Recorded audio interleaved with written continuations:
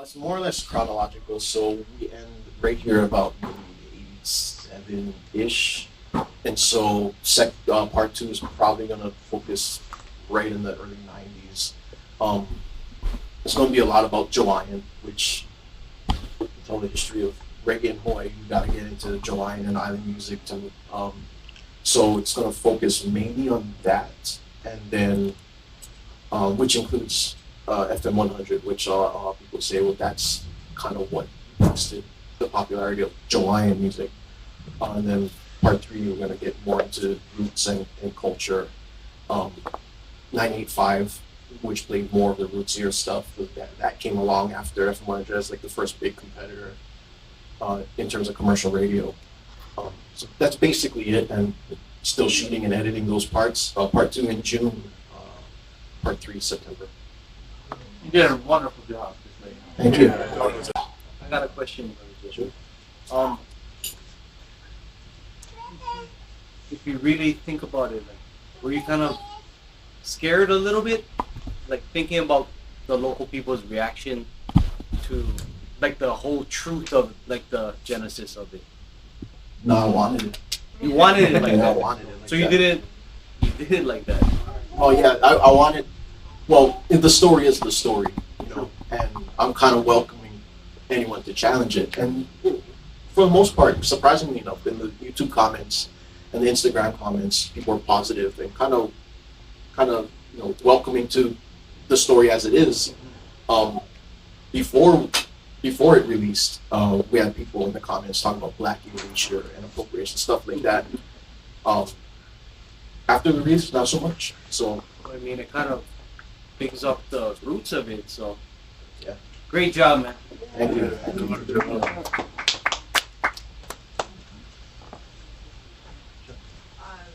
When you talk about how this was not really, I guess, brought up or spoken about, was there any kind of, I guess, source that you couldn't either speak to, see, hear, or like some lack of information that you would have wanted to include or interview or see that you didn't get? I don't know if that was worded.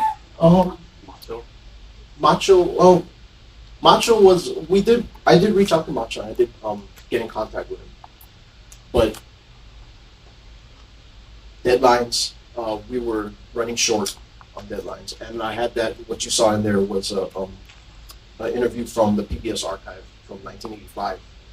So I knew we had that. Someone had the foresight in 1985 that worked at PBS to do something on island reggae, which I never would have expected. We found that interview, and during production, our social media person had posted something about Macho, just kind of like teasing, hey, we're going to do a documentary soon. And his son responded, so I got a bunch of videos from him. So we had this stuff, but time was running short, and I had to kind of prioritize. Okay, like what do I need to shoot versus what we already have? And because we had that in the can, I needed to. I wound up not really needing to do a new interview with him. We are doing parts 2 and 3. There's more time now, so I still might, but that's why there wasn't a new interview with him, is because we had all this stuff.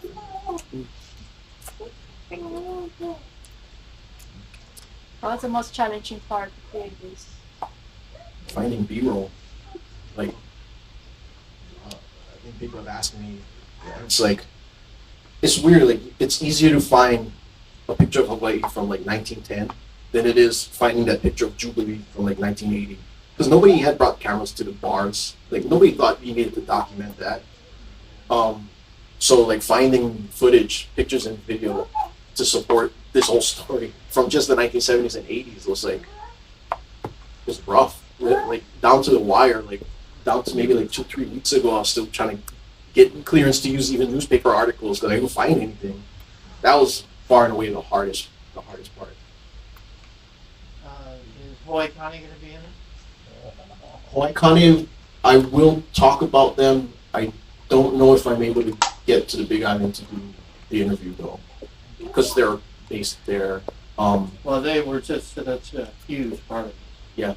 Oh, I will mention them for sure. I got them. but I don't know because PBS, we don't got no money. You know, let's just be honest. We don't have money for travel. And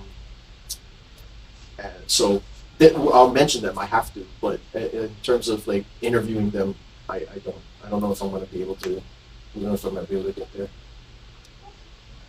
Such a monumental accomplishment like this, in my eyes, what's your next endeavor? You know what I mean?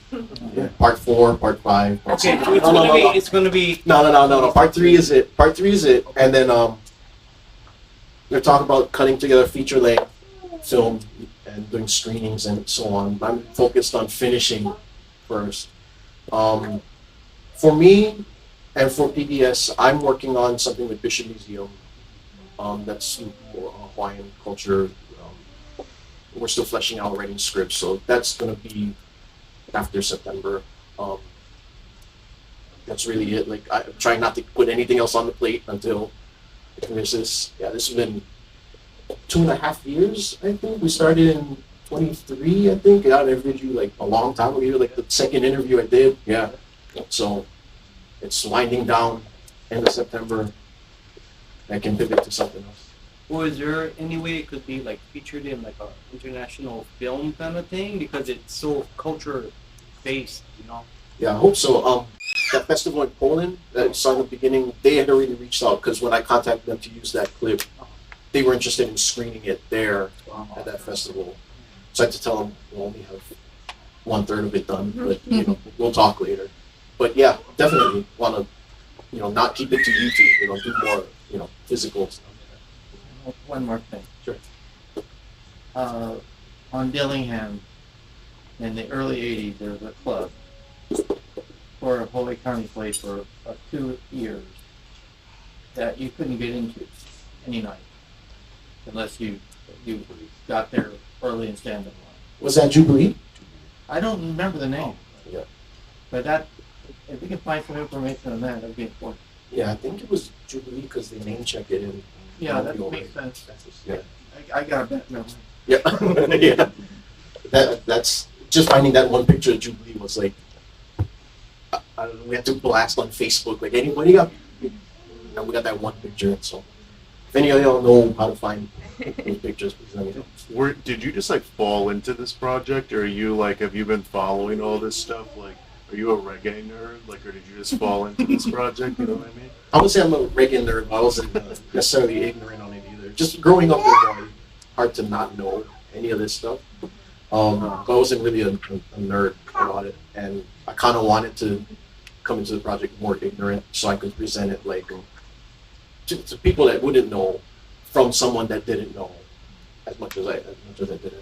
And like I said, I just always thought, how come we don't, I've seen documentaries on down home, I've heard Kuili's story. I didn't know anything about Butch, I didn't know anything about Macho, so why don't we, why doesn't this exist? So that's kind of, it was just always in my mind to kind of fill in that blank. At least to me, in my opinion, there was a blank there. Is part 2 and 3 gonna be the same length? Both? I think so. Right now, it's shaping up to be about an hour each. So yeah. Depending on the B-roll, I don't know. Might be 10 minutes. I don't know. What was the biggest chunk of the story that, like, while you're filming this, that you didn't know? High school, like the 70s and 80s. I was young yet, so I didn't really know. And this was the blank for me that needed to be filled in was, when we first, or when reggae first kind of got popular here. And then probably the craziest thing I heard was Norm was like, and Craig Okino said, the Bob concert was like half full because he wasn't, he was already a superstar actually. It's not like he wasn't famous. It's like, but here, just it wasn't. That was the craziest thing I've ever heard. So part 1 really it kind of gets into that. I know it doesn't call it out specifically, but similarities, island culture and our cultures and just there's something organic, I guess, about our culture here and culture in Jamaica, both the colonization and also the working class. I guess what I'm interested in is just those common spots and any other maybe stories that you heard in interviews that kind of like a touch on that. Yeah, I think we'll get into it more in part 2 when we start talking about the popularity and why not only the artists kind of steered towards a more reggae sound in their music, but why it became so popular to people, to listeners, to local people in general. I'm going to talk about that and the reasons why. I think for a lot of people, they say, well, I think it's the shared experiences of the two cultures have similar experiences. We'll get more into it. I was actually going to ask about that. Do you know if there's any archival footage of those reggae sessions from KTUH that you showed? Not. I don't think there's video, but in the background, I did get that. That's from some sessions. That was from Daniel Warner. So the audio was from some sessions. Oh, yeah, it's really interesting because he mentioned Cabot, and when we were both in our college ages. Cabot had an underground hip hop radio show. Yes. And we'd go over there and freestyle and do sessions over there, and it was like I thought we were doing something novel and unique, but I realized that we're just part of a tradition that took place like decades ago. Yeah, I used to go sit in the like singer show. Oh Yeah. No, Every once in a while. Yeah, and that Nod Factor as well. Yeah. Yeah. So yeah, there's a lot of music here, not just Hawaiian music, not just reggae, and yeah, it seems like Speedy is on it, and who knows?